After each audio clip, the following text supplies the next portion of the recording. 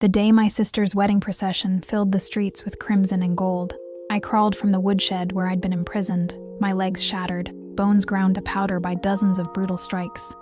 I clutched the jade tokens and proof of my life, saving Grace Jan, and dragged myself toward the wedding pavilion, desperate to find Xander Pei, the newly crowned Scholar Laureate. The man who owed me his very life. He glanced down at me with eyes as cold as winter frost, then turned away without a word. In that moment, I understood with crystalline clarity. A life-saving deed meant nothing compared to the political alliance my sister Serafina offered Xana marriage to the Grand Tutor's legitimate daughter. The servants dragged me to the rear courtyard. Clubs rained down until my world went black.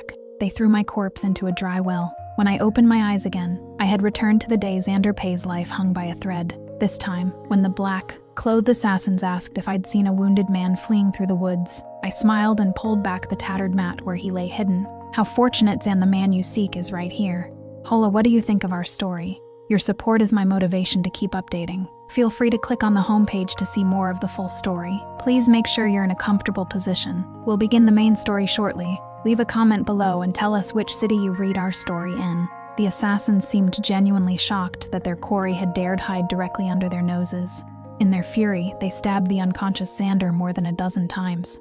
I crouched behind a large boulder, watching with grim satisfaction, wishing I could deliver a few blows myself. Those sword strikes had found vital points, but I'd read enough storybooks in my previous life to know better than to trust in dramatic reversals of fortune. After the assassins departed, I crept forward to check his breathing. Excellent, Xan, more breath leaving than entering. This time, Xander Pei was truly finished. Xander Pei, I whispered to his dying form. The glory of passing the imperial examinations, riding through the streets in triumph. Xan, you'll never know it in this lifetime. Stay here as a lonely ghost in this nameless village. I picked up my vegetable basket to leave, but then remembered my previous life, Xan, my legs beaten to bloody ruin, reduced to crawling like a beggar across the ground. Why? I had only saved someone out of kindness. Why did I have to suffer such torment? And the architect of my transformation into a cripple now lay at my feet. How could I not hate him? I picked up a heavy stone and brought it down on Xander Pei's legs again and again, dozens of times, until I heard the satisfying crack of shattering bone. In this life, I said, wiping blood from my face, even if you're the star of literature descended from heaven, you'll have to crawl across the bridge of no return in the underworld. The innocent, kind Lydia Sue who had lived in my previous life died in that dry well at the Grand Tutor's mansion. This time, I would live only for myself. I returned to the estate with my basket, where the maid assigned to monitor me stared at the blood on my skirt with suspicion. You said you were going to gather vegetables. Why is there blood on your hem? She called herself my servant, but in truth, she was a spy my sister Serafina had planted to watch my every move. After all, what kind of household has maids eating delicacies while the young miss must forage for food to survive? In my previous life, Serafina had carried on an affair with Prince Alaric, the emperor's younger brother, scheming to climb the social ladder. When she became pregnant, she expected to become a princess consort, but Prince Alaric, that heartless rake, refused to acknowledge the child. My father, though furious at Serafina's shamelessness, couldn't bear to truly punish his beloved eldest daughter. He lowered himself to beg Prince Alaric to send a marriage proposal. After all, Serafina's belly wouldn't wait Xan in a few months. The child would be born. The final arrangement, Prince Alaric would marry Serafina as his principal wife, and the Grand Tutor's household would provide another daughter as his concubine. Since Serafina was pregnant and couldn't serve the prince, they couldn't leave him alone during those long nights. It was already the ultimate humiliation, but Prince Alaric had leverage over the Grand Tutor now. My father had no choice but to comply. That is when he remembered me, Xan, the bastard daughter he'd sent away years ago to a rural estate on the outskirts of the capital. To prevent me from learning of this plan and fleeing, Serafina had kindly sent a maid to serve, Xan serve, meaning surveil, but I knew something Serafina didn't. Her princess consort dream was about to shatter. In my previous life, 3 days from now, Prince Alaric would encounter mountain bandits during a hunting trip in the suburbs and fall from a cliff. His body would never be recovered. Serafina and her unborn child would lose all hope. Fortunately, the marriage negotiations had been conducted privately, or she would have had to become a widow to a man she'd never married. It was then that Serafina discovered Xander Pei's token in my possession. That is when she conceived her plan to steal my identity and my life, saving Grace, finding a Scholar Laureate father for the child in her belly. After all, Xander came from humble origins. If the truth ever emerged, the Grand Tutor's household could simply use their power to suppress it. As for me, Zan, my life had no further use, and Serafina feared I might expose her scheme. That is why she decided to kill me. Thinking of all this, I smiled faintly at the suspicious maid. Nothing serious. I encountered a wild dog someone had stoned to death on the road. I got some blood on my clothes. That is all. Encountering Xander Pay was indeed like encountering a wild dog.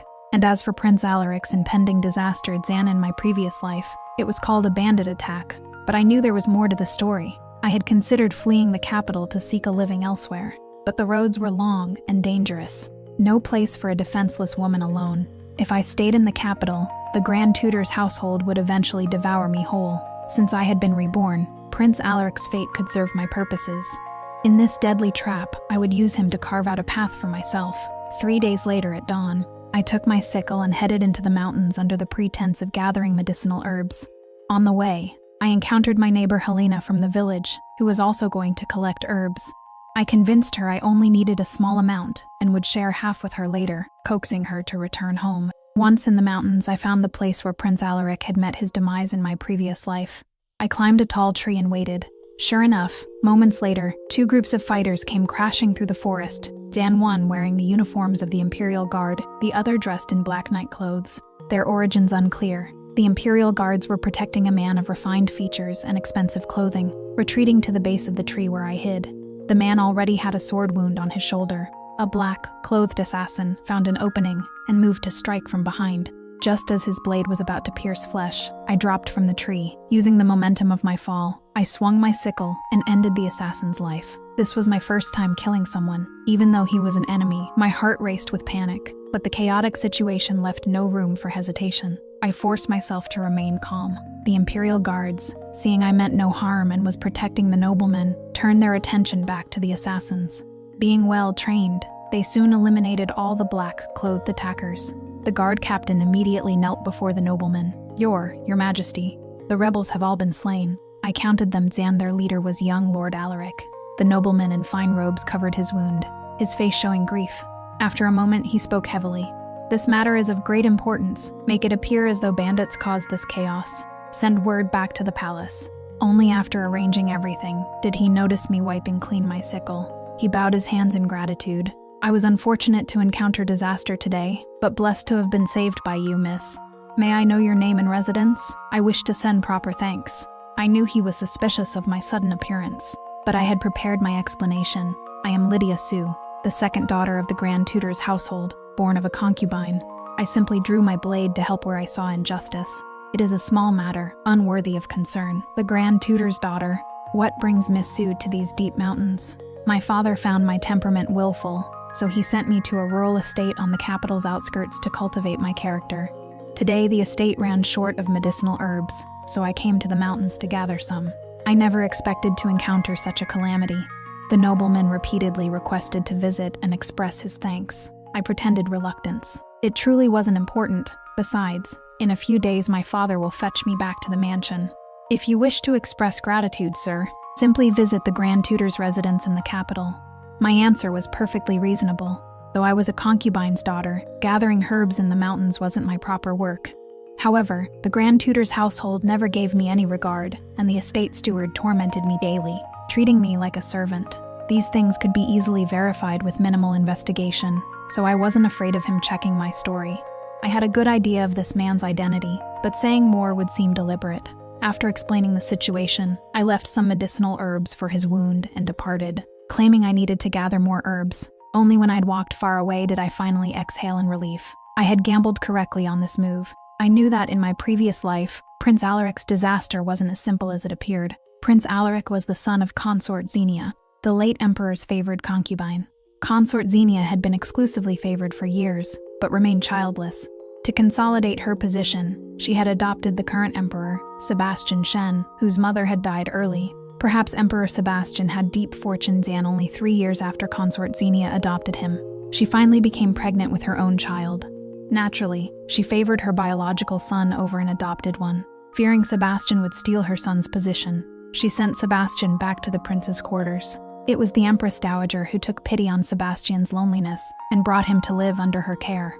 Consort Xenia had hoped her unborn child would bring her the title of Empress, but the late emperor had contracted an illness during an inspection tour of the southern provinces and died before the child was born. The nation couldn't be without a ruler for even a day. Sebastian was the eldest son and had been raised by the Empress Dowager. With her support, he ascended the throne. 3 months later, Consort Xenia gave birth to a son, Xian Prince Alaric. Consort Xenia was furious, convinced that Sebastian had stolen her son's rightful throne. Using her 3 years of raising Sebastian as leverage, she refused to retire to a country palace and remained in the capital. In my previous life, I had assumed Prince Alaric's disaster was accidental, but later I learned that Helena, my neighbor, had gone into the mountains to gather herbs on the same day Prince Alaric died. She was killed by wild beasts, and when her body was recovered, she clutched a fragment of bright yellow fabric in her hand. After the incident, Helena's family received gold from distant relatives and moved to the frontier. I hadn't thought much of it at the time, but later, after returning to the Grand Tutor's mansion, I learned that the pattern on that fabric fragment could only be used by the emperor himself. So I deduced that Prince Alaric's disaster was a cover and the real goal was to seize the throne. Consort Xenia had never given up on the imperial seat. She had conceived a terrible plan, ordering Prince Alaric to secretly assassinate the current emperor. Unfortunately, through a twist of fate, Prince Alaric died during the assassination attempt instead. Helena had accidentally saved His Majesty, which is why her family received that unexpected windfall after her death. This was a scandal for the imperial family.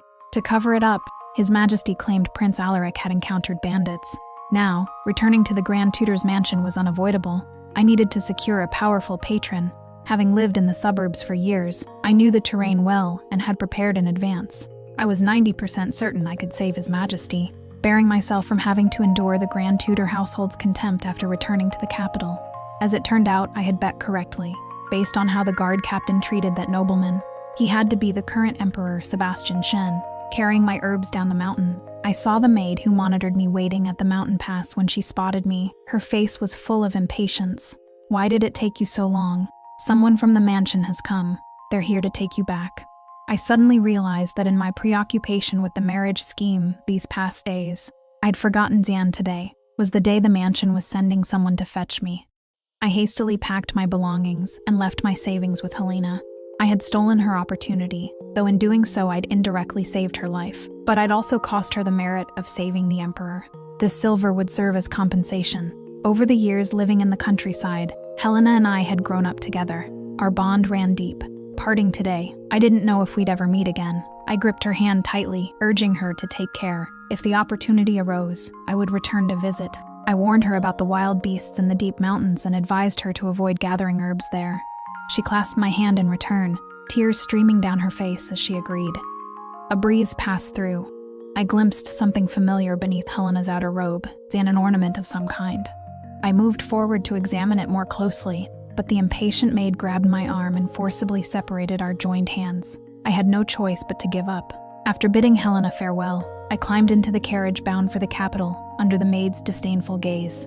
After several hours of jolting travel, the carriage arrived at the Grand Tutor's mansion gates. When the driver called out to stop, I woke from my dozing. In that flash of consciousness, I suddenly remembered what that ornament on Helena's person was. Jan. It was the very token Xander Pei had given me in my previous life as proof of my life. Saving grace. How did it end up with Helena? Could Xander Pei have survived after all? If I'd known, I would have stabbed him a few dozen more times while I had the chance. No, Xian, I had to go back and check. I had just lifted the carriage curtain when several rough servants pulled me down. Their mouths called me second miss, but their actions showed not a shred of respect. When I struggled, they pinched me viciously. I'd almost forgotten Xian. I was at the Grand Tutor's mansion now. It seemed I couldn't escape for the time being. I would have to watch for an opportunity to investigate Xander Pei's whereabouts. The servants escorted me through a side gate into the Grand Tutor's mansion. Along the way, I smiled and tried to extract information from them. After all, some things had changed course because of my rebirth. I didn't know what awaited me upon my return to the Grand Tutor's household. Unfortunately, their mouths were sealed as if welded shut with an iron. I couldn't pry out a single word. When I suggested visiting my father first, not having seen him in years, they smoothly deflected. "You're exhausted from the journey, second miss. There is no need to see the master immediately. When the master wishes to see you, he'll naturally summon you." Just like that, I was deposited in the same remote courtyard I'd occupied in my previous life. The monitoring maid had already gone to report to Serafina. The mansion left me with a mute servant who couldn't speak. In my previous life, news of Prince Alaric's disaster had already spread throughout the capital by this time. I wondered why this time there hadn't been the slightest whisper. It seemed that with my rebirth, many things were quietly changing.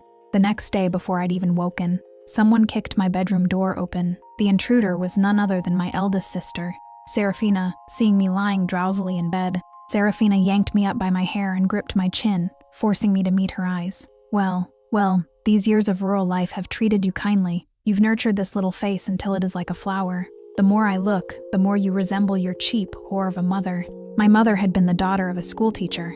The grand tutor had taken a fancy to her beauty and forcibly made her his concubine. But his affection proved shallow, and within just a few years, he'd cast my mother aside. The grand tutor's principal wife despised me.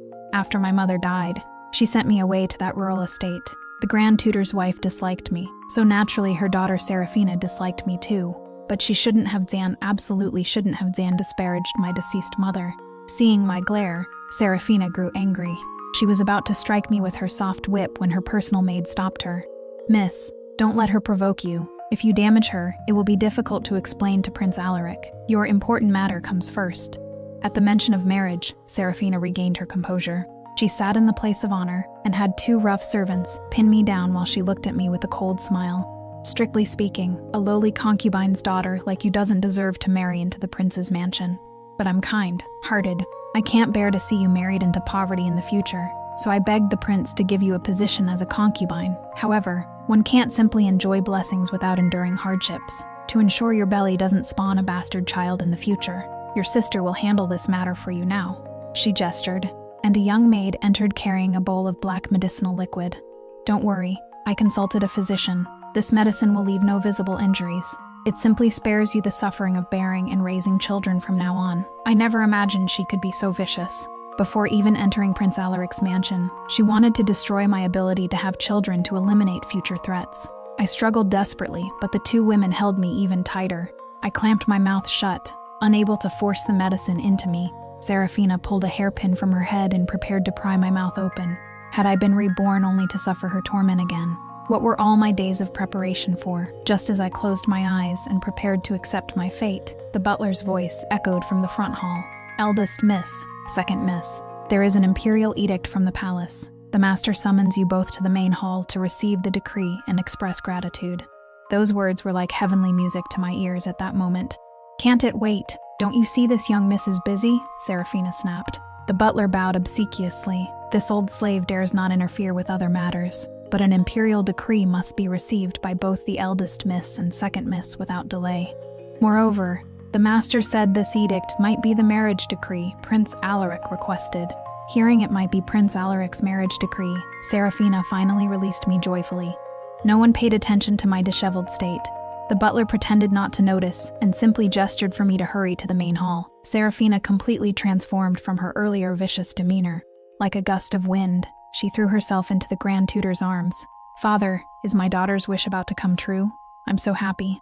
This was the first time since my rebirth that I'd seen my nominal father. He never smiled at me, only showing this kind of paternal warmth when facing Serafina. Father tapped Serafina's nose, calling her mischievous. Then, noticing my presence, he frowned and ended this tender display. "Good, everyone's here. Eunuch, please read the decree." The eunuch unrolled the imperial edict and read in a loud voice. "By the grace of heaven, the emperor decrees the Grand Tutor's second daughter, Lydia Sue, possesses both outer beauty and inner wisdom, along with keen intelligence. Lydia Sue is hereby granted the title of Princess Constance.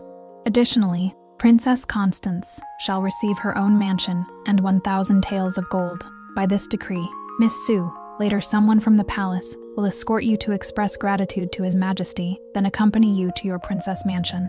Finally, then the moment I'd been waiting for. I knew saving the emperor would prove far more valuable than saving that wretch Xander Pei. With the imperial edict granted, I was now entered into the imperial registry as a princess. My marriage would be decided by the Empress Dowager. The Grand Tutor's household could no longer control me. Serafina glared at me viciously, her eyes full of disbelief. "I don't believe it. This can't be real. How could that bitch possibly become a princess?" "You must have read it wrong." She snatched the edict away, examining it from every angle. but the imperial decree clearly stated that I had been made a princess. She raised the edict, about to tear it, when the Grand Tutor stopped her. "My daughter doesn't understand propriety. Eunuch, please forgive her." The Grand Tutor produced several banknotes. "These are for you. Eunuch, thank you for making this journey." After dismissing the eunuch, Seraphina clutched the edict and began to wail. "How is this possible? It should have been a marriage decree between me and Prince Alaric. How did this bitch become a princess? I don't believe it, father. You must go to the palace and ask why it wasn't a marriage decree for me and Prince Alaric." I sat to one side, calmly sipping tea. Only now did my nominal father deign to look at me properly. "I underestimated you. These years in the suburbs have cultivated quite an ambition in you. You actually managed to attach yourself to the imperial family. The feeling is mutual. Grand Tutor, my eldest sister, raised under your hand, also relied on her belly to climb toward the imperial family." Seeing I dared mention Seraphina's condition, Seraphina raised her hand to strike me. This time I didn't dodge. "Eldest sister, I'm now an imperial princess. You haven't yet entered the prince's mansion. Would you commit the offense of assaulting a member of the imperial family?" The Grand Tutor's mind worked quickly. He grabbed the sobbing Seraphina. "Seraphina's behavior is improper. She has offended Princess Constance. I hope your highness will show mercy." I had no interest in entertaining them. I rose and headed toward my own courtyard. Seraphina wasn't willing to give up. She shouted at my back, "Lydia Sue, don't get too pleased with yourself. When I enter Prince Alaric's mansion as princess consort, you'd a mere princess Dan will still have to bow to me." What a joke. Prince Alaric was already dead. How could she become his consort? Very well. When you manage to enter Prince Alaric's mansion, we'll talk. I'll be waiting for the day you become princess consort. With that, I turned and left without looking back, leaving behind the raging Seraphina. Palace attendants escorted me to the imperial study, as I expected. The nobleman in fine robes I'd saved that day was indeed the current emperor, Sebastian Shen. Though I'd deduced his identity, I still had to feign surprise. Sebastian seemed very pleased with my reaction. He personally helped me to my feet. "No need for such formality. Miss Sue saved my life. I should be thanking you." Sebastian's beautiful phoenix eyes lowered as he appraised me without leaving a trace. That day the situation was urgent. and I didn't see Miss Sue's appearance clearly. I never imagined Miss Sue would possess such heavenly beauty. "Your Majesty flatters me. This humble woman received your Majesty's grace, and only through that had this life-changing opportunity. Everything this woman has is bestowed by your Majesty. I thank your Majesty." "Is that so? But I feel that merely granting you a princess title is inadequate for Miss Sue. If Miss Sue has any other wishes, I am willing to fulfill them for you now."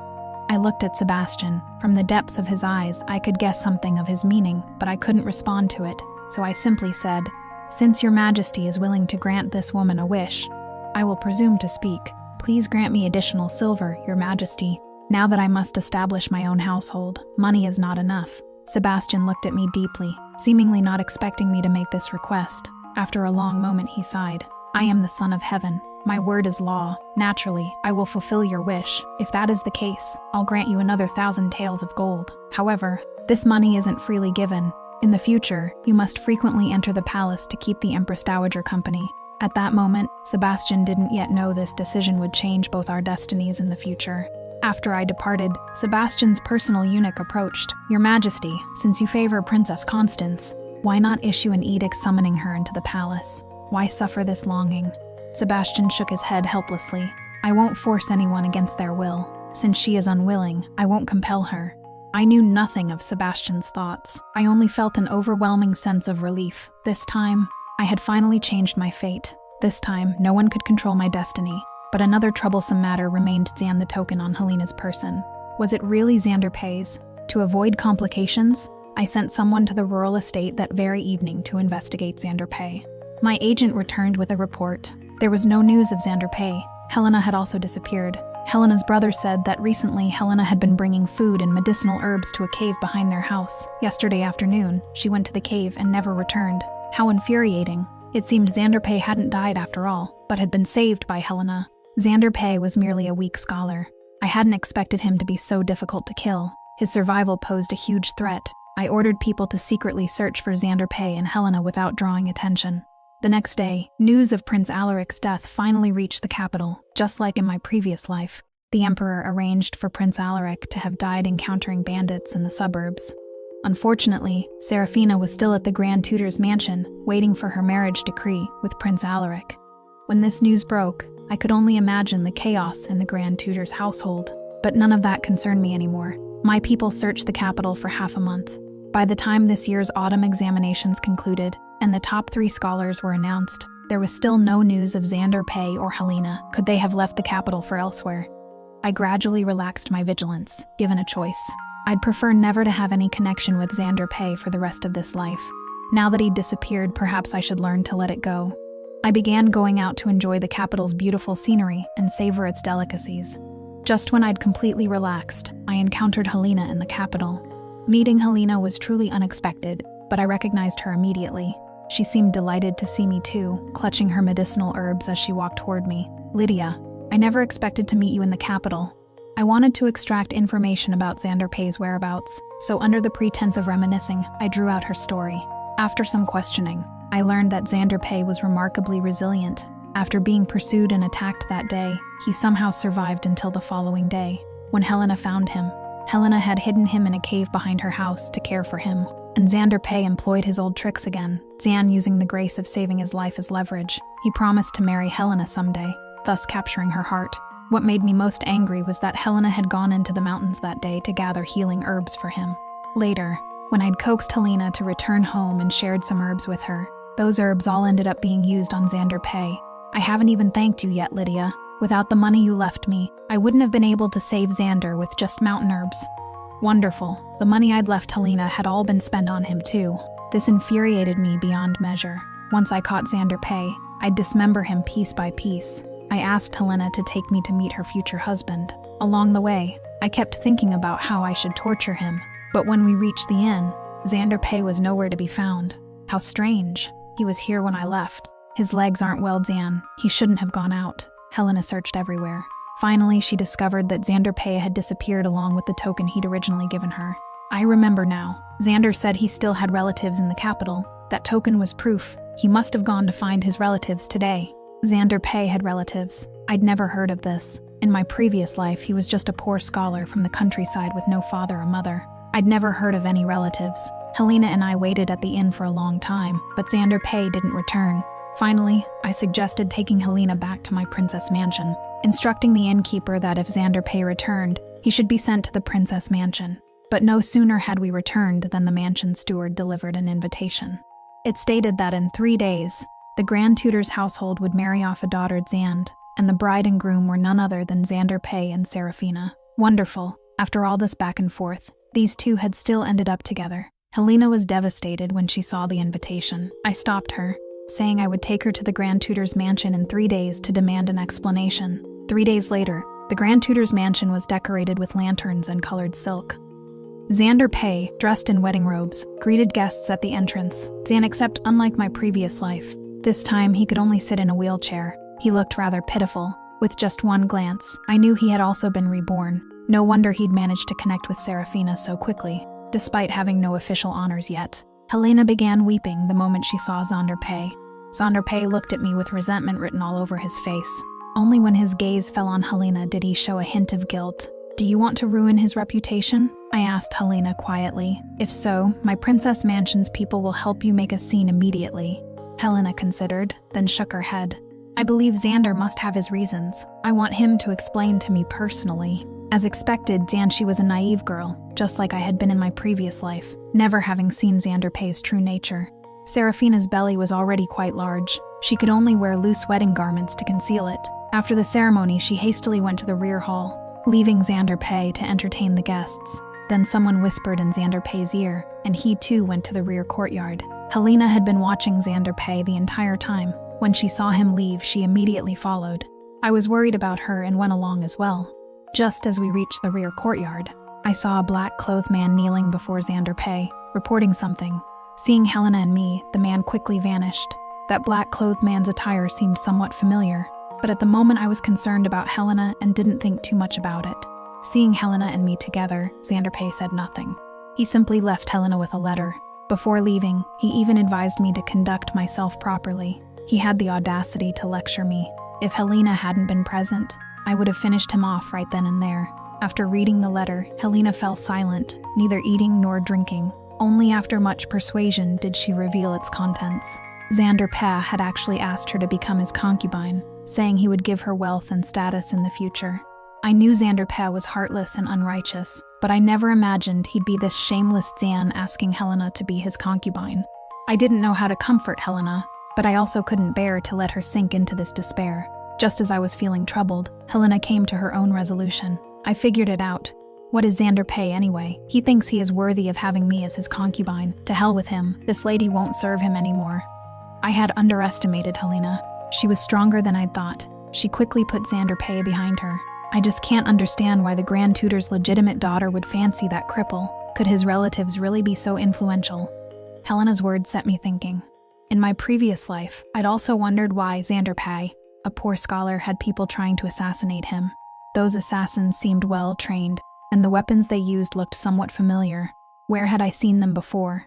That is right, and those assassins used the exact same weapons as the black-clothed men who had accompanied Prince Alaric in his attempt to assassinate Sebastian. Could Prince Alaric have ordered Xander Peh's assassination? But today, in the rear courtyard, I'd seen a black-clothed man reporting to Xander Peh. That man's attire matched Prince Alaric's secret guards perfectly. Could Prince Alaric have wanted to kill Xander Peh? But after his death, Xander Peh inherited his secret guards.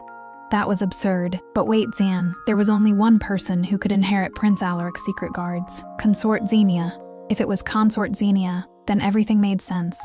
No wonder Xander Peh, despite having no official honors, had managed to marry Seraphina.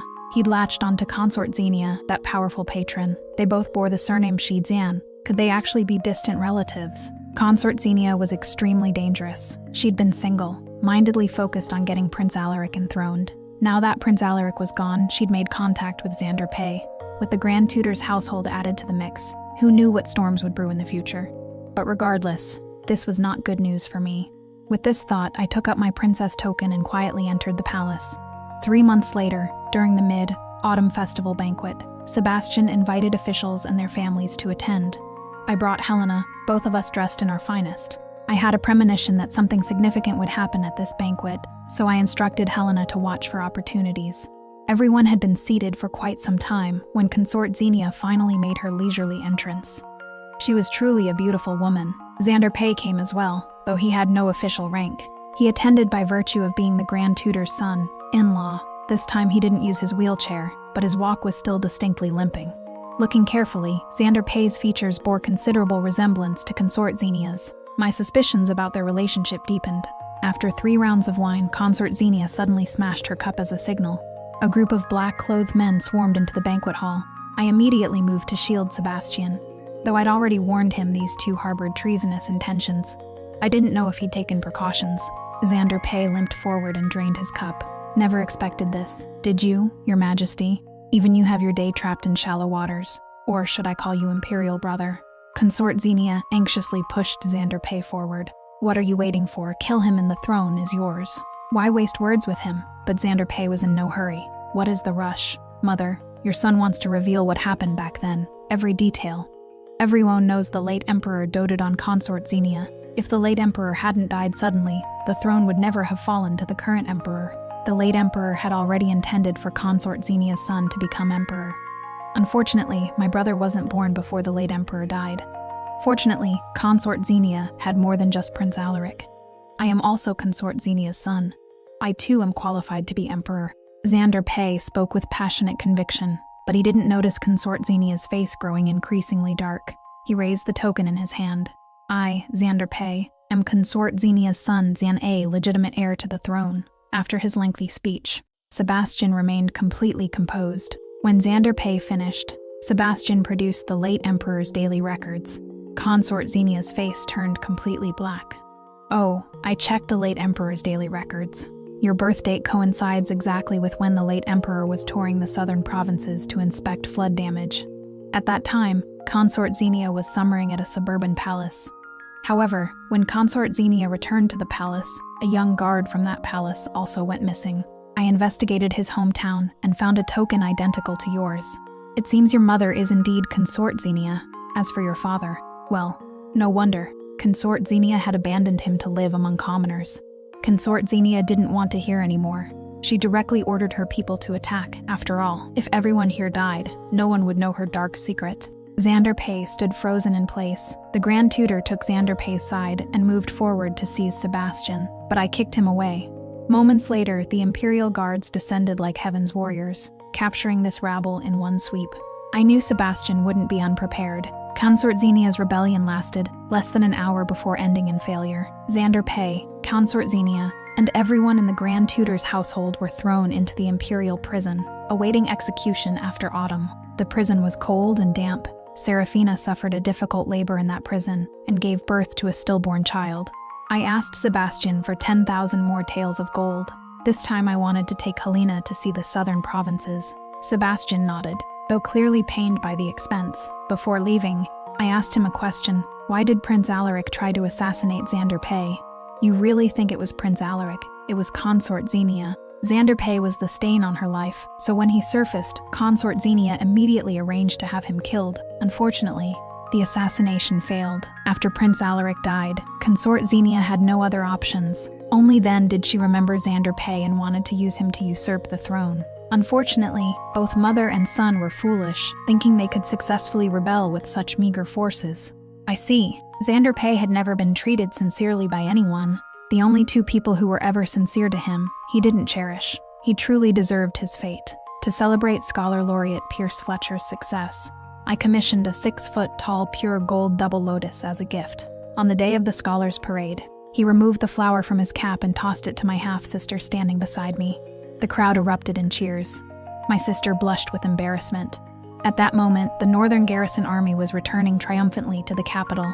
I dragged the golden lotus to the front of the military procession, selected a handsome young general in silver armor, and smiled sweetly at him. Young general, I give you this double lotus to celebrate your victorious return. That fancy scholar sure has quite the entourage. Those women screaming is giving me a headache than worse than enemy war drums. If you ask me, General, you're far more handsome than that new Scholar Laureate. How come no young lady is throwing flowers or handkerchiefs at you? This old Jang feels indignant on your behalf. The burly man on horseback had a booming voice that drew frequent glances from those nearby. I followed the crowd's gaze, and my eyes were immediately drawn to the silver, armored young general beside him. The young general looked barely 20 Zan sword, like eyebrows, starry eyes, sharply defined features, healthy wheat, colored skin. His entire being was like a blade about to be drawn from its sheath, commanding respect. Only then did I remember Zan today was the day the Northern Garrison Army returned triumphant to the capital. The Northern Garrison had been fighting beyond the borders for years, serving as the strongest barrier between the Great Liang and the barbarians. 2 months ago, I'd heard news of their great victory. The grandson of old General Gideon, a young man named Dominic Gideon, had shot and killed the barbarian chieftain with a single arrow, driving the barbarians deep into the grasslands and securing at least 20 years of peace on the frontier. Unfortunately, the court valued civil officials over military ones and didn't pay much respect to these battle-hardened soldiers. Even their triumphant return forced them to enter through the West Gate, where they'd collided with the newly successful examination scholars parading through the streets. Miss, it is Mr. Fletcher. Oh, look quickly. My maid Magnolia excitedly shook my arm, nearly pushing me into the slowly advancing Northern Garrison formation. Stop shaking. I see him.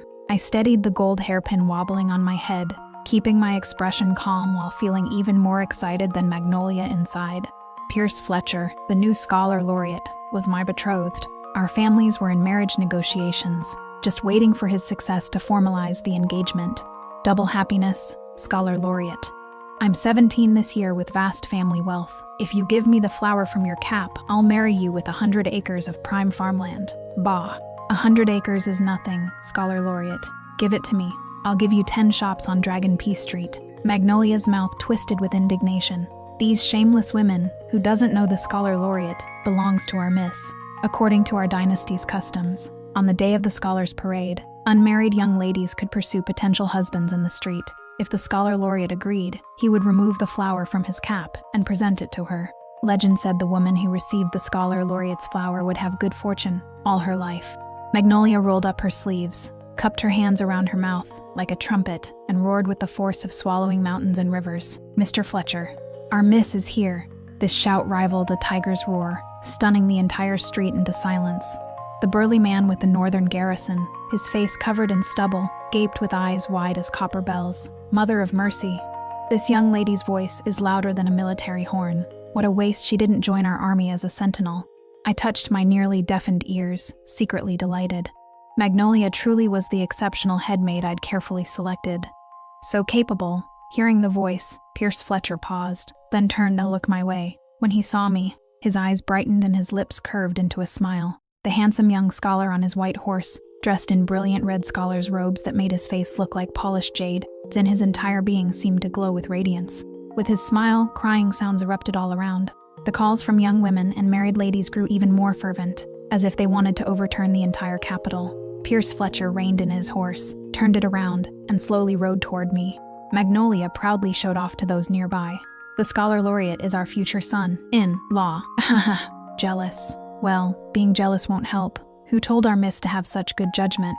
Stop looking, Zan, no matter how much you look. He is not yours. He is our miss's. The Scholar Laureate is removing the flower from his cap.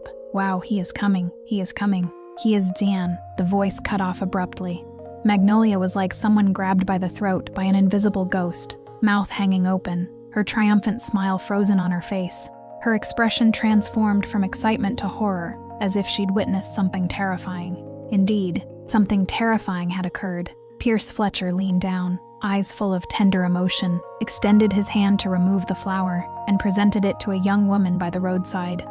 The woman covered her mouth in shock, tears of surprised joy filling her lovely amber eyes. At that moment, a spring breeze blew past, scattering peach blossoms from the trees.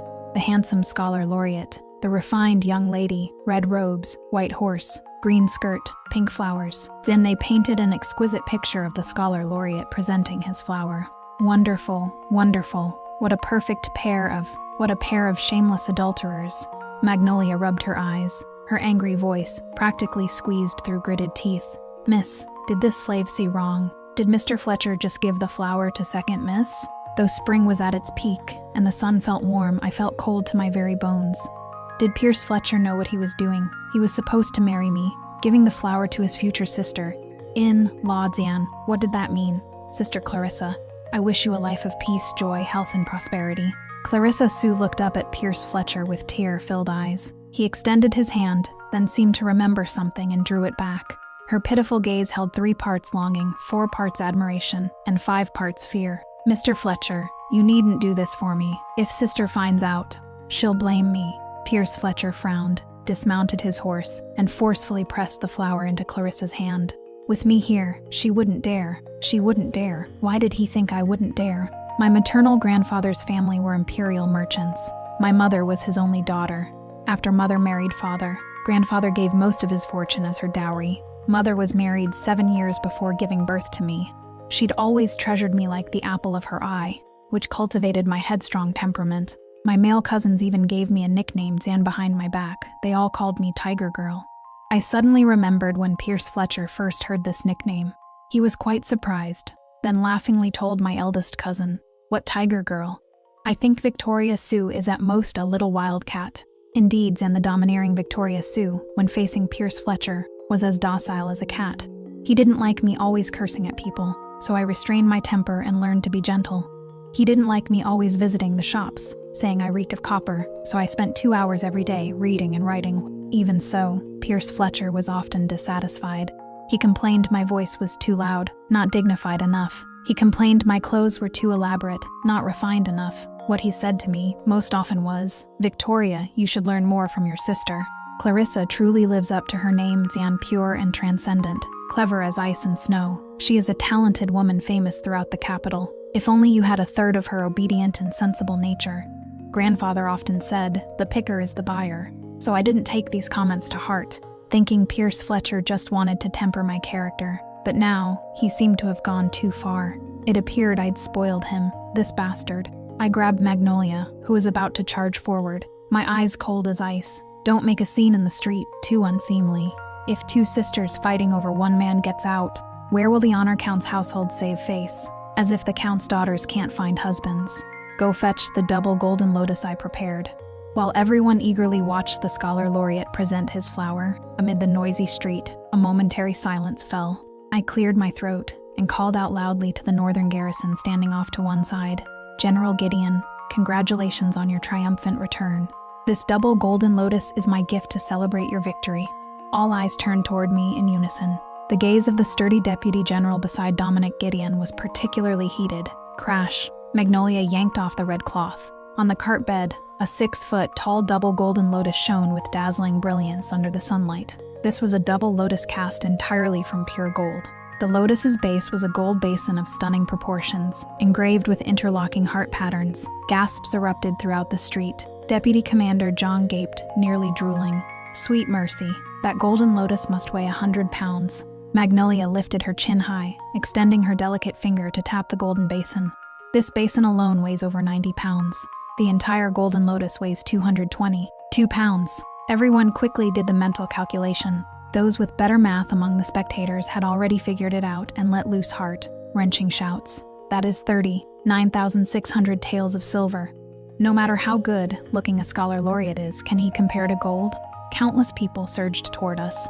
Burning gazes seemed ready to melt the golden lotus itself. Dominic Gideon sat up straight, his sharp phoenix eyes fixed intently on me. "Miss, do you know that one of my elite soldiers earns merely 15 taels of silver in an entire year? Due to continuous warfare, the court has little silver to spare. Every time the Ministry of War requests funds from the Ministry of Revenue, they find excuses to withhold some. Old General Gideon has no choice but to use his private funds to supplement the troops. He is supplemented so much that his pockets are empty and jingling.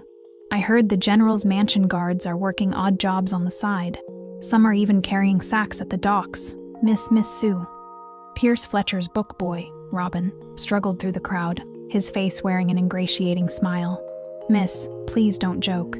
That golden lotus is a double lotus, and the base has interlocking hearts. How can you casually give it to another man? Tomorrow, my Fletcher household will send a matchmaker to the Sioux mansion to formalize the engagement." "Miss, you're being so willful, Zan. I'm afraid when Our Lady learns of this, she'll be displeased. It seemed I'd really been too good to Pierce Fletcher. Even a mere servant dared to humiliate me publicly. Your mother's bullshit." Magnolia stood with hands on hips, spraying Robin with spittle. "Pep Tui, what kind of thing are you to lecture my miss? My miss's belongings, Jan Shi is happy to give them to whomever she wants. You know about the double lotus? Then do you know what presenting a flower means? Your young master can be promiscuous, but my miss can't present treasures to heroes. Get lost." I didn't even glance at Robin, instead turning my head toward Dominic Gideon. "General Gideon, my maid spoke truly Zan treasures for heroes. This is my sincere wish. It is the Sioux family's wish. It is also the wish of countless citizens of Great Liang." Dominic Gideon dismounted with remarkable grace. Walking up to me, I realized he was very tall. I had to crane my neck to see his face clearly. "Dominic Gideon thanks Miss Sue." Having accepted the gift, his deputy grinned ear to ear. "Miss Sue, my general is 19 years old, accomplished in both civil and military arts, with absolutely no messy romantic entanglements. Our general's mansion, Zan, even the flies are male. Our general isn't yet married, Miss Sue." Hearing this, the Gideon army erupted. One by one, the soldiers kept walking forward, but twisted their heads back to look at me, shouting at the top of their lungs, "Look at our general, miss. Our general is still a virgin, miss. Miss, our general's stamina is incredible. Zan, he has ridden 3 war horses to death." What kind of wild words were these? I felt somewhat embarrassed, pulling Magnolia as we fled in disorder. Pierce Fletcher sat on his horse with a dark expression, no longer showing his earlier spring breeze pride. Robin stood beside Pierce Fletcher, complaining quietly with some dissatisfaction. "Young master, what are you doing? I heard that to celebrate your success as scholar laureate, Miss Sue prepared reward silver for all our household servants, Zan 10 tiles each. Now it looks like Miss Sue is truly angry. She even gave away the golden lotus. Our reward silver has definitely flown away." The reward silver naturally flew away. I had Magnolia send all the previously prepared silver to the general's mansion. I had to let Pierce Fletcher know that my kindness toward him could be withdrawn at any time. After the parade, Pierce Fletcher didn't even change his clothes before rushing to find me. He arrived full of anger, opening with an accusation. "Victoria Sue, what madness possessed you? I won't quibble about you giving silver to others, but that was a double lotus. You can't possibly not know what a double lotus represents." I stared at his eyes, made even brighter by anger, and asked coldly, "And what about you? Why did you give Clarissa Sue the flower from your cap?" Pierce Fletcher looked displeased. How is that the same? I have no romantic feelings whatsoever for Clarissa. I simply pity her Zan as a concubine's daughter. Life in your household isn't easy. Pierce Fletcher explained that one day when he came to visit me, he happened upon Clarissa weeping alone in the garden. Though my father's family held the title of Count, the household had long since declined.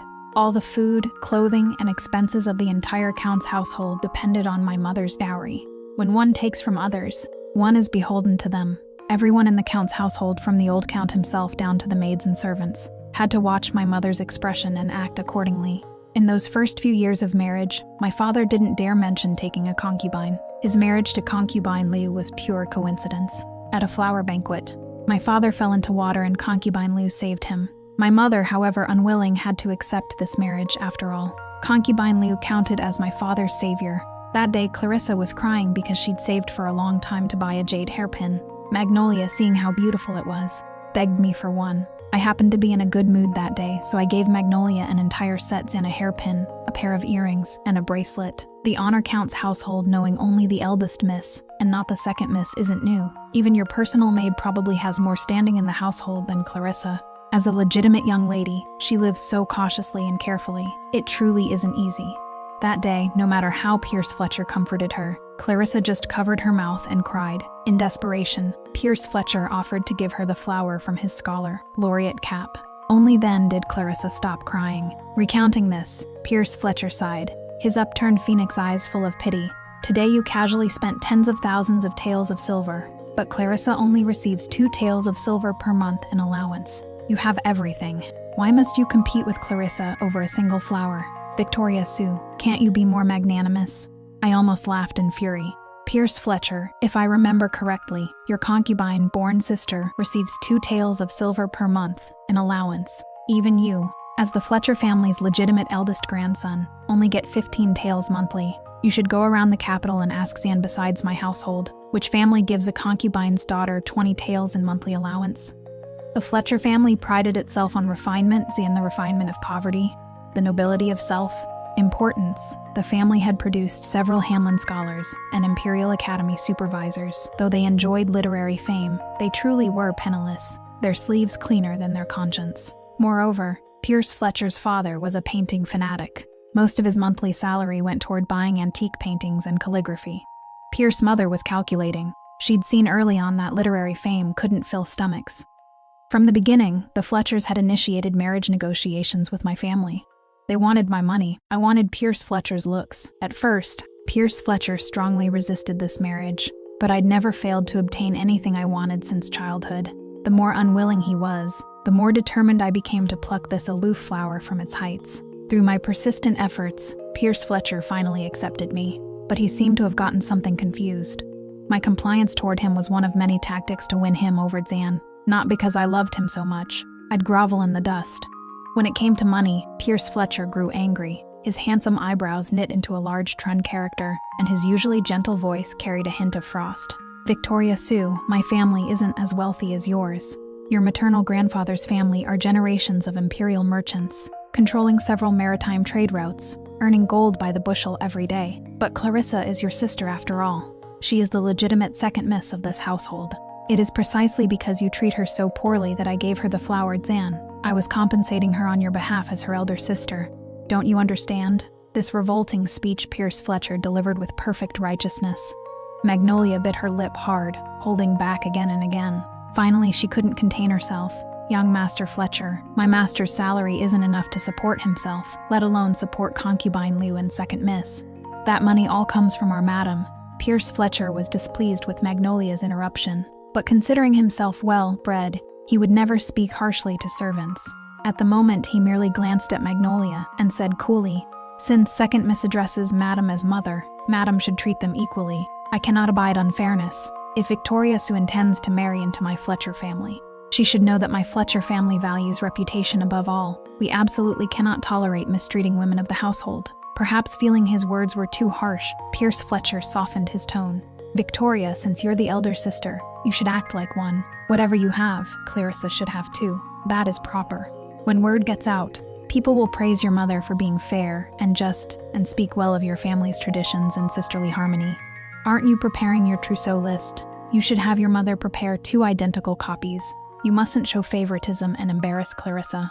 Magnolia was the most silver-tongued maid in my household. Having followed my maternal grandfather in business since childhood, I too was considered quick with words. Yet the 2 of us stood there like blocks of wood, our minds racing but unable to find words. Did Pierce Fletcher know how much my dowry was worth? My maternal grandfather's family had only my mother as a daughter. My mother had only me as a child. Both grandfather and mother had declared that when I married, they'd give me 80% of the family fortune as dowry. With a mere flutter of his lips, Pierce Fletcher suggested I should split my maternal grandfather's fortune in half with Clarissa Sue. On what grounds? Just because he was handsome. The capital was full of handsome men. Just today I'd seen that Dominic Gideon fellow, Zan, quite impressive, very martial, and reportedly able to ride 3 horses to death. Seeing Magnolia and me fall silent, Pierce Fletcher assumed he'd persuaded us. Good, it is late, and it is improper for me to linger in your household. I'll take my leave. Remember to have your mother increase Clarissa's monthly allowance. It mustn't be less than yours. With that, he swept his sleeves and departed gracefully. By the time Magnolia and I recovered our senses, the garden held only the 2 of us, staring at each other wide-eyed. Miss, Magnolia hesitated. Do you feel that young Master Fletcher's mind might not be quite right? If someone with such a defective brain can become Scholar Laureate, does that mean if I took the Imperial examinations, I could at least place as Tanwa or Banyan? Magnolia gazed up at the moon, lost in fantasy. I rolled my eyes. With his chicken, scratch handwriting, he wanted to place as Banyan. I'd have a better chance. Clarissa Sue and concubine Liu had been kneeling in the main hall for the time it takes to brew a pot of tea. Mother casually fingered her jade prayer beads, casting a sidelong glance at Clarissa. I heard you want your monthly allowance increased. Initially, Mother hadn't treated Clarissa poorly. Though she detested concubine Liu, she wouldn't mistreat a child who understood nothing. Concubine Liu was Father's distant cousin. She didn't understand our family's true situation. Seeing Father's title and Mother's merchant background, and watching Father spend money like water, she was dazzled by the Count's household's apparent wealth and set her heart on marrying into it. When Father fell into the water, it was actually concubine Liu who'd bribed our household servants to push him in. After entering the household, concubine Liu quickly became pregnant. Seeing that Mother had been married for years with only 1 daughter, she convinced herself she carried a son and believed the entire Count's household should belong to her child. Mother gave her several sound thrashings. Plus, she gave birth to another girl, which finally made her settle down somewhat. But her compliance lasted only a few years before she began inciting Clarissa to compete with me. Originally, Clarissa's monthly allowance was 200 coppers. It wasn't reduced to 2 taels of silver until she turned 5, when she competed with me for a linked ring puzzle and pushed me off an artificial mountain. Fortunately, Magnolia didn't hesitate to roll down the artificial mountain with me, cushioning my fall with her own body. I emerged unscathed. Magnolia broke her right arm and 4 ribs. Because her injured arm couldn't exert force, Magnolia became left-handed. Even now, she still used her left hand for chopsticks and such. Thinking of Magnolia, I felt Mother was far too merciful. She'd been pampered since childhood, raised in luxury. She thought limiting Clarissa to spending only 2 taels of silver per month was already a tremendous punishment. Today, young Master Fletcher paraded through the streets and presented his flower to you. Tell me, Zan, have you also set your sights on Pierce Fletcher? Do you want to become the Scholar Laureate's wife? Clarissa kept her head lowered, hiding all her unwillingness and hatred beneath her downcast eyes. Mother, I wouldn't dare. I have no idea why young Master Fletcher gave me his flower. Concubine Liu knelt to one side, sobbing tearfully, quite indignant. Madam, those hands belong to young Master Fletcher. He can give his flower to whomever he wishes. My Clarissa can't control him. You don't question young Master Fletcher, but take it out on my Clarissa instead. How unreasonable. Woo-woo. I must go ask the Master Zan. They're both legitimate daughters. She Zan, enough. Mother casually tossed her priceless jade prayer beads onto the rosewood table, her elegant brows rising. Concubine Liu has failed in teaching her daughter. Her monthly allowance will decrease from 30 taels to 3 taels. As for Clarissa Sue, your allowance will drop to 2 taels. Weren't you complaining about having too little money? Then don't spend any at all. Concubine Liu clutched her chest, tears of fury streaming down her face. Why? The master won't agree to this. Even Magnolia gets 15 taels per month. Am I not even worth a servant? Just as the argument reached its peak, Father staggered in, reeking of alcohol. Concubine Liu immediately leaped up like a swallow returning to its nest, throwing herself into Father's arms, tears flowing before she spoke. Master, woo-woo. Madam wants to reduce my monthly allowance to 3 taels. 3 taels per month, and that is an insult. That is not even enough to buy a single hairpin. How am I supposed to live?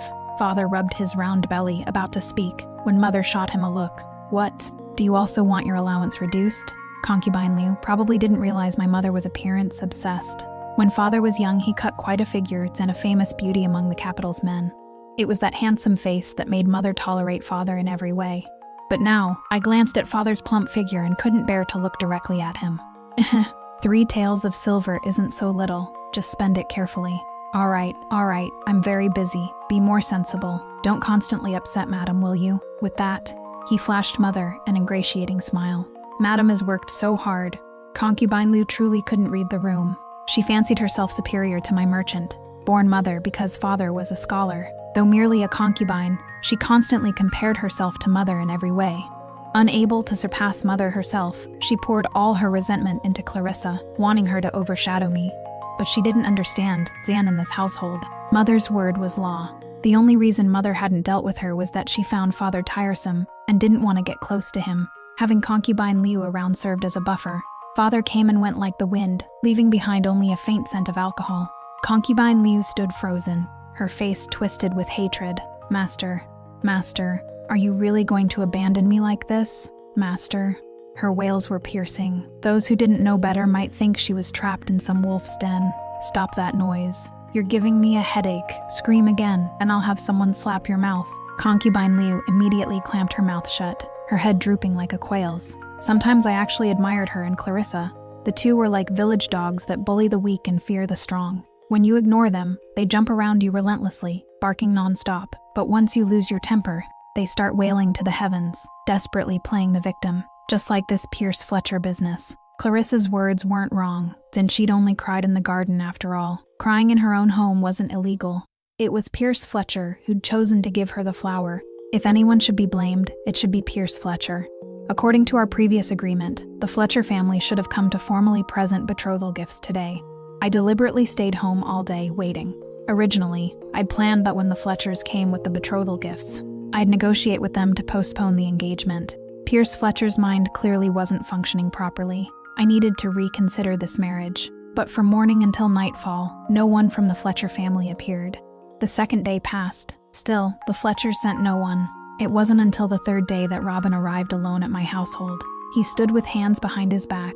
His thin frame held ramrod straight, his delicate face written all over with pride. Young Master asks, "Do you know your error?" Magnolia and I exchanged glances. Magnolia leaped up and slapped Robin's head. "Dog, speak properly." Robin hurt so much tears nearly fell. "Miss Magnolia, lighter please. It hurts." The pain brought him clarity. He looked at me pitifully, muttering quietly. I told young Master he must be mistaken. "Just looking at you, Miss Sue doesn't seem like someone who'd constantly humble herself for love.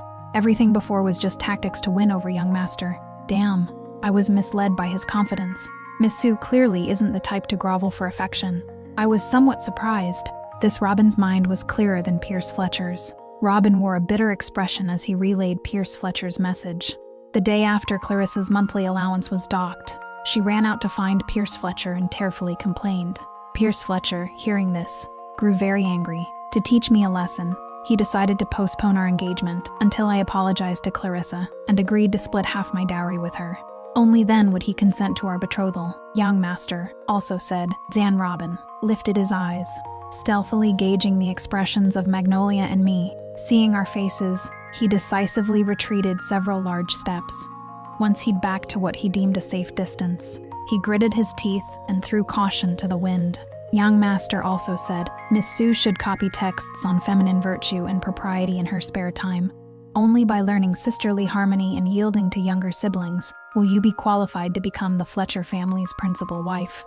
With that, he turned and fled like his feet were oiled. Magnolia chased him for quite a distance but couldn't catch up. She returned, stamping her feet in fury. After returning to my room, she gulped down half a pot of cold tea. Still seething, she pounded her chest. What does he think he is? That my miss noticed him was his ancestral graves, smoking with good fortune. How dare he tell miss to read feminine virtue texts? He definitely read too much of that garbage and rotted his own brain. Arf, this infuriates me. Miss, let's not like him anymore, all right? There are plenty of men in the world. I think that Dominic Gideon fellow seems quite good. I pinched Magnolia's round, anger-puffed cheeks and smiled faintly. All right, we won't like him anymore. Half a month passed. Still no one from the Fletcher household appeared. I paid no attention to Pierce Fletcher either. Presumably, he now understood my position. This marriage was finished. From now on, we'd go our separate ways. Dan let bridges be bridges and roads be roads. When we married, we'd marry, no further connection between us. Just thinking about these 2 wasted years made my heart fill with frustration, like the finest hunter patiently tracking a fierce beast. Watching the beast about to enter the cage Zan and then splat. The beast transformed into a mangy village dog, not only infuriating but disgusting. These past days, Clarissa frequently came to my courtyard to circle around, wearing an expression of gloating schadenfreude that her 2-tail monthly allowance couldn't suppress. Sister, I feel like I haven't seen young Master Fletcher in ages. Oh my. Sister, you 2 didn't quarrel, did you? Sister, really, Zan, young Master Fletcher is a scholar laureate. Such a fine husband. If you miss this village, there won't be another shop. Ah, Sister's eyes look a bit swollen. Could you have been secretly crying at night? I yawned hugely. Last night, Magnolia had bought me an incredibly stimulating storybook, complete with even more stimulating illustrations. I'd stayed up half the night reading, my heart racing. Spring had arrived. It was time to find a husband. Sooner or later, I'd need one Zan naturally. I should choose carefully while still young. Somehow, I found myself thinking of Dominic Gideon again. That handsome face, wasp waist, and ape arms, plus those long, long legs, and he'd ridden 3 horses to death. I wondered exactly how he'd ridden them. Spring sunlight was glorious. People in the capital never failed to appreciate such fine spring weather. My household constantly received various invitations. The nobility customarily held flower viewing banquets. After the awakening of insects, invitations became countless. I casually selected one invitation, planning to take Magnolia out to lift our spirits. Clarissa, thinking I was going to meet Pierce Fletcher, shamelessly followed us out the door. Princess Anning's mansion gardens were famously beautiful throughout the capital. I'd barely managed to shake off that dog. Skin plaster Clarissa when I ran into a familiar figure before I could properly appreciate the garden's spring colors. You're not home reflecting on your mistakes, but have leisure to stroll through gardens. Pierce Fletcher wore sky blue robes today, a jade crown on his head. His entire being resembled a green bamboo stalks in indescribably elegant and refined. Too bad he had a mouth. I gripped my beauty fan, waving it constantly, desperate to fan away the bad luck before my eyes. Make way, good dogs don't block paths. Magnolia never indulged him. Her opening salvo was fighting poison with poison. Zan Pierce Fletcher nearly toppled backward with rage, but he redirected his anger at me. Victoria Sue, look at the maid you've raised. She treats me like this. Zan, who knows how she must torment Clarissa in your household. Such a maid absolutely cannot enter my Fletcher home. Do you understand? Tatch, half a month without seeing him, and Pierce Fletcher's madness had worsened. I suddenly grew curious. Pierce Fletcher, you mention Clarissa with every breath, as if she is your betrothed. When exactly did you 2 become so familiar? Have you secretly pledged yourselves to each other behind my back? Pierce Fletcher turned his head, nervously scanning left and right before lowering his voice to scold me. Nonsense. Victoria Sue, Clarissa Zan, Miss Clarissa is your legitimate sister. Speaking this way could ruin her reputation. I narrowed my eyes, carefully examining Pierce Fletcher's face. You're blushing. Cough. Pierce Fletcher erupted into earth, shaking coughs. I'm angry because of you. I feel only pity and sympathy for Clarissa. Absolutely no romantic feelings. I simply can't bear watching you bully her again and again. According to Pierce Fletcher's account, every time he visited my household, he'd encounter Clarissa. Every single time, she'd be crying. Zan either weeping alone on a swing or shedding tears before a cluster of peonies in full bloom. I could easily imagine those scenes. Clarissa's clothing, jewelry, even her expressions and movements would have been meticulously designed. She definitely cried with touching beauty, inspiring pity. Pierce Fletcher, considering himself a gentleman with a soft heart, naturally couldn't ignore a weeping woman. Through repeated encounters, they'd grown close. Clarissa's maternal grandfather was a scholar. Her mother was also literate. She fancied herself a talented woman. Clarissa was no different. When idle, she loved reading books and composing sour poetry. The 2 had found common ground, recognizing each other as kindred spirits. In Clarissa's version of events, I was an arrogant, domineering eldest daughter who delighted in bullying her younger sister. Pierce Fletcher couldn't help feeling compelled to defend her honor. No wonder every time Pierce Fletcher came to visit me, he'd leave in a rush. It was all to privately meet Clarissa. No wonder maids had previously whispered complaints to me about seeing Pierce Fletcher and Clarissa standing together talking. I wasn't the jealous type, so I dismissed it. Victoria Sue, you have everything. Why must you make things difficult for Clarissa? You're the Count's legitimate daughter and about to be betrothed to my Fletcher family. Clarissa has nothing. Why can't you just let her be? I was now certain Zan Pierce Fletcher had brain disease. Hopeless. Pierce Fletcher, I'm telling you this for the last time. Clarissa's mother comes from poverty. Before Clarissa's father married my mother, his household was so poor they'd sold off all but a few servants. He had nothing because his parents had nothing. It has absolutely nothing to do with me. Do you understand? Pierce Fletcher didn't understand. In fact, he was greatly shocked. What kind of talk is this? Though concubine Leo is merely a concubine who bore her, your mother is Clarissa's legitimate mother. Since you're real sisters, you should be treated equally. Magnolia rubbed her eyes. Her angry voice practically squeezed through clenched teeth. Miss, did this slave see wrong? Young Master Fletcher is suggesting you should share everything 50-50 with second miss. My head throbbed with pain. I signaled Magnolia with my eyes to block Pierce Fletcher, while I circled around him toward the garden's conservatory. The banquet was set up in the conservatory area. Inside, crowds gathered. Pierce Fletcher cared about appearances. He wouldn't pester me in front of so many people. It was my mistake to have said so much to him in the first place. Great Lang's social customs were open-minded. The precautions between men and women weren't particularly strict.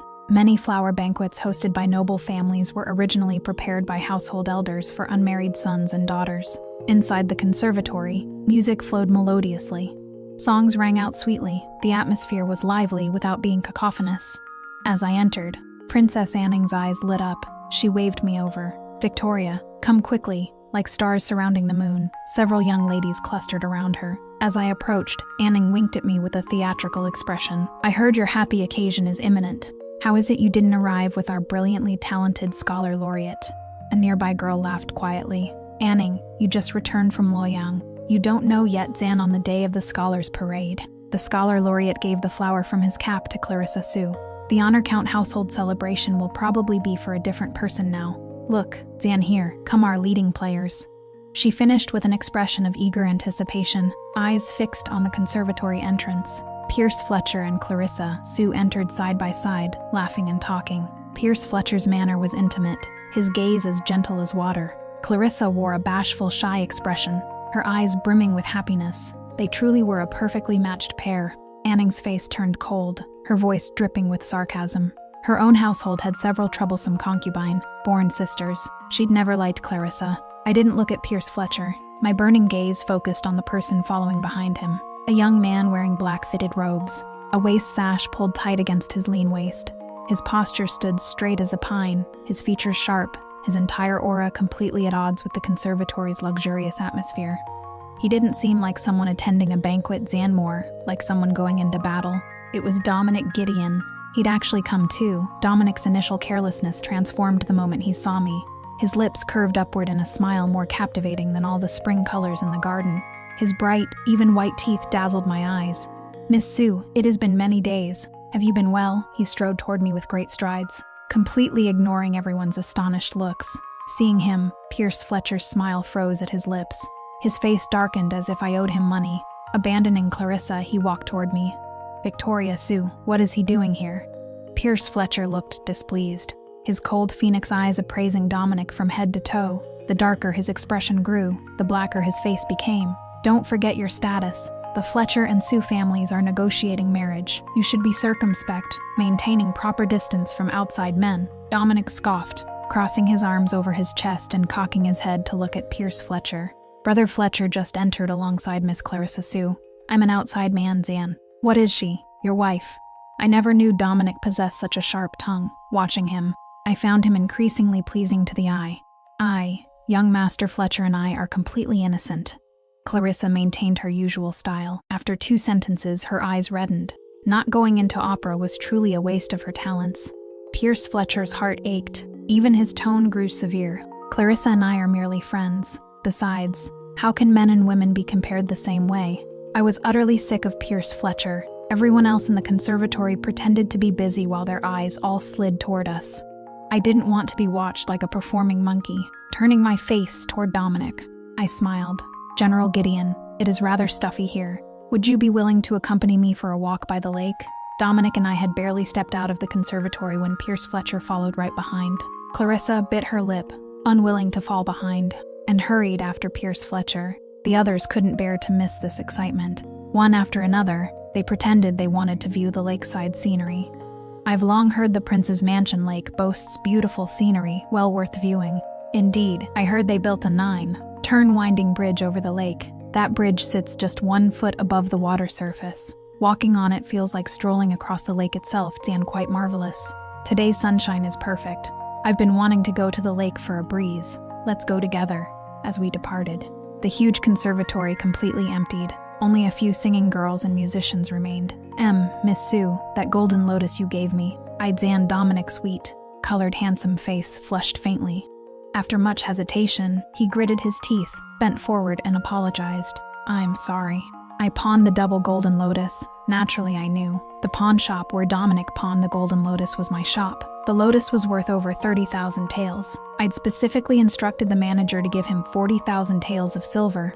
The Gideon army's great victory had cost countless soldiers' lives, but the court hadn't distributed much in compensation funds. I'd heard that to provide compensation to the families of dead and wounded soldiers, Dominic had even pawned his own padded coat. The pawn shop manager had refused to accept it. Dominic insisted, saying he was young and hot-blooded, not afraid of cold. Dominic looked around awkwardly. When we'd walked to a deserted spot by the lake's heart, he took several deep breaths before lowering his head to look earnestly into my eyes. "Miss Sue, grandfather already knows about the golden lotus," he said. "Zan accepting unearned rewards is improper. So just consider that lotus your betrothal gift to me. After we marry, the children can take your surname or your maternal grandfather's surname. I can also take your surname, if that is still not acceptable." Zan, Dominic gritted his teeth, assuming an expression of facing death unflinchingly. "My grandfather can also take your surname."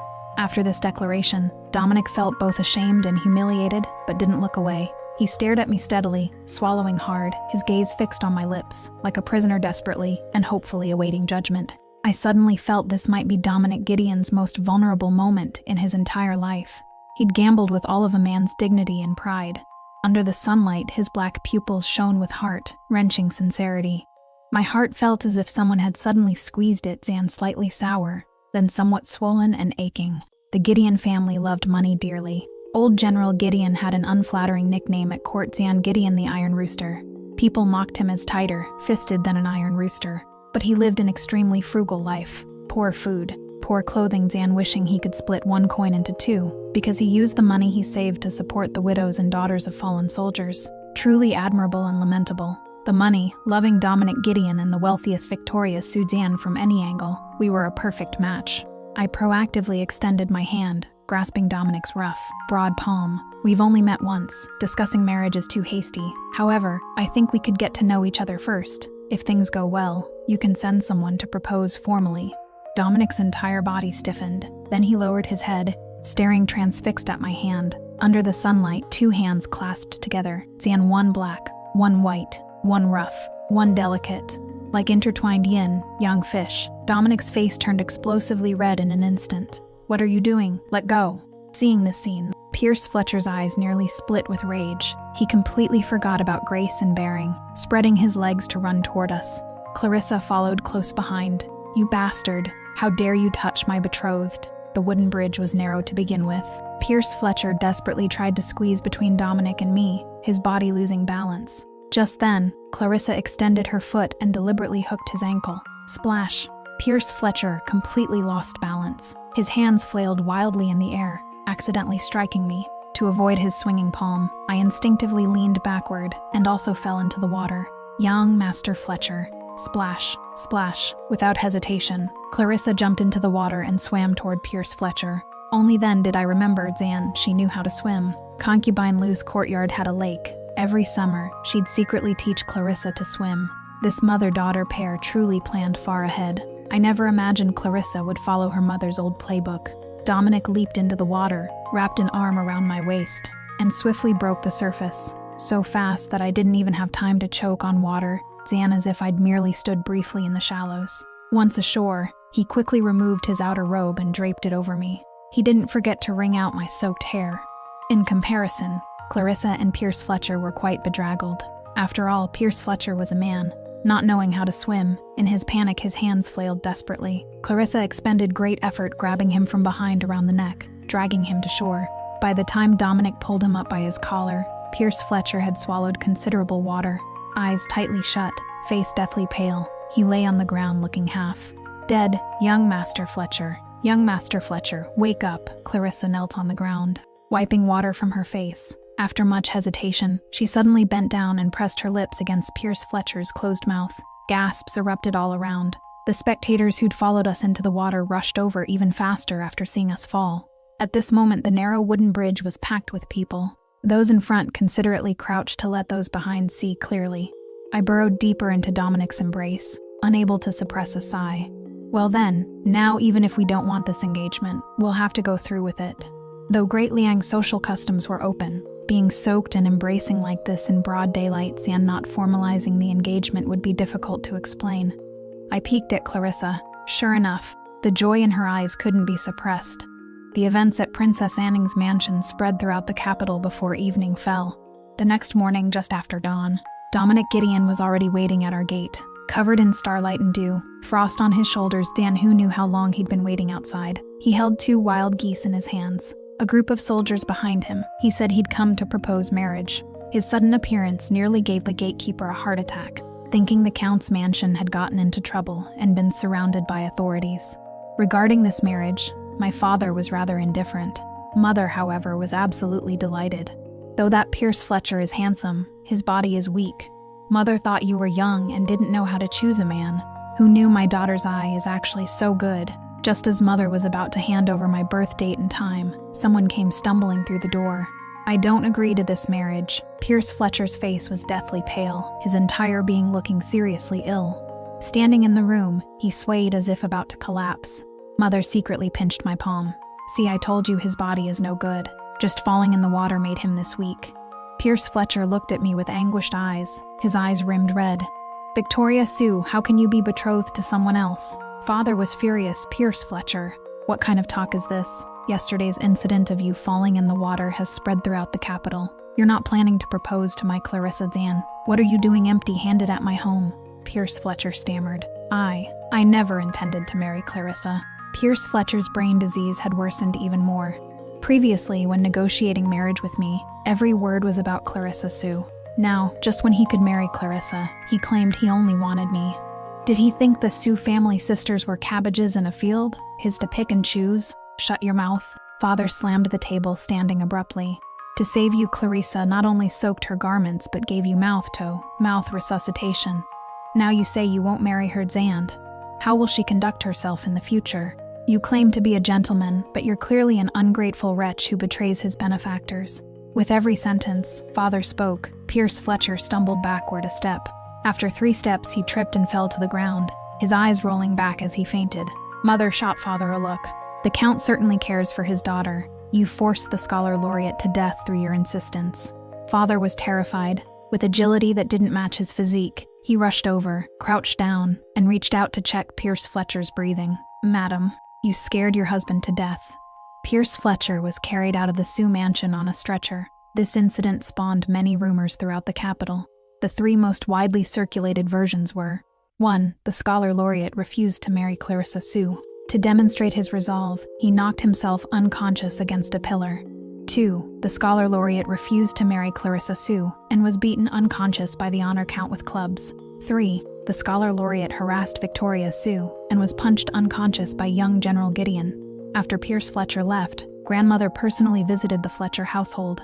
The next day, Lady Fletcher came to our mansion to exchange betrothal tokens. The Fletcher family was experiencing double happiness. Father feared the Fletcher family might change their minds about the marriage. He set Clarissa's wedding date for 2 months later. After all, Clarissa had no dowry to speak of. Arranging everything was quite effortless. The Count's household followed customary practice, providing 1,000 taels of silver as her dowry. Mother gave no additional support, only gifting her a set of showy but worthless jewelry as a wedding supplement. My wedding date was set for the following year. Mother was reluctant to let me go and wanted to keep me a few more years. The day before Clarissa's wedding, Magnolia approached me looking troubled. Miss, Robin is waiting at the gate. He says young Master Fletcher wants to speak with you. Truly haunting. I rolled my eyes, but decided to meet him after all. When I saw Pierce Fletcher at the tea house private room, I was shocked. In just 2 months, he'd lost considerable weight. His sky blue robes hung loosely on his frame. His face bore an unhealthy pallor, like someone gravely ill. Victoria, eyed Zan. He forced out an extremely bitter smile. I came to give you a gift, to congratulate you. General Gideon is a first-rate good man. He pulled a wooden box from his robe. Inside lay a pink peach, blossom gem hairpin. Pierce Fletcher gently caressed the hairpin, his dark pupils full of reminiscence. I saved for half a year to buy this. Originally, I intended to give it to you on the day I became Scholar Laureate as a betrothal gift. I wanted to tell you Zan, though. I gave the flower to Clarissa Sue. That flower was worthless. It represented nothing. Fresh flowers wilt easily. Gold and jade last forever. Before, I lectured you because I wanted you to improve your temperament, not because I didn't like you. Precisely because I liked you. I wanted to change you. Unfortunately, fate was unkind.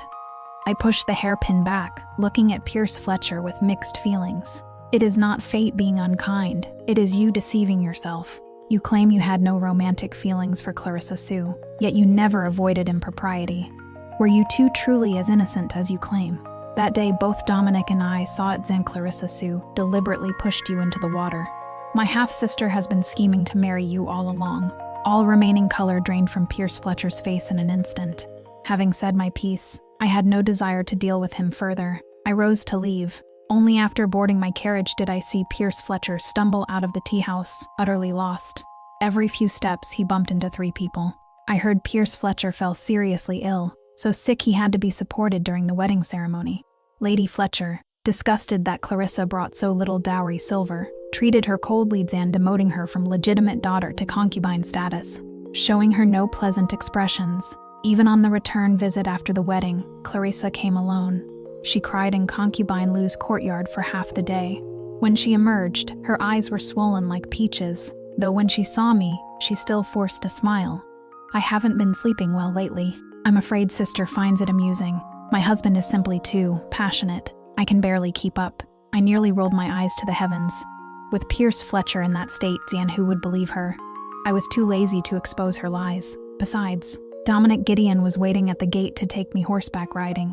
Congratulations. Congratulations. I wish you an early birth of precious children. You, Zan. Clarissa burst into angry tears.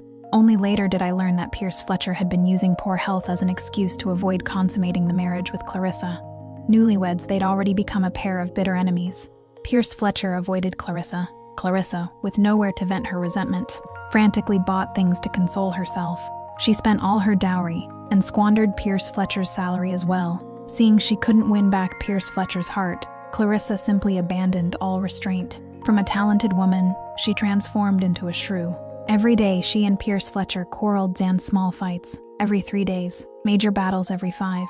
Once, when attending court, officials even noticed scratch marks on Pierce Fletcher's neck, provoking considerable mockery. Whenever they fought, Clarissa ran home to wheedle money from concubine Lou. Occasionally, I'd encounter Pierce Fletcher coming to fetch Clarissa home. His expression was gloomy, face gray, green. Zan. Less like a newlywed, more like a new widower, but none of this concerned me. I'd been incredibly busy recently. No wonder the Gideon family was poor.